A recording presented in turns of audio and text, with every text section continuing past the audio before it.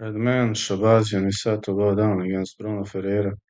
I'm looking forward to this fight, and I believe this is going to be a very much of a technical, nice warfare. I'm having a feeling that Edmund Shabazian will try to play a technical game here. He's tried Andre Muniz, Andre Petrovsky, Dylan Budka, but lost to Brendan Allen. The other side, Bruno Ferreira is the only guy who took Alex Pereira's punches and remained on his feet. So he's extremely tough, but he suffered back-to-back losses to Gregory Rodriguez and Ikram Aliskerov, defeated Marvin Vettori, Jackson McVeigh.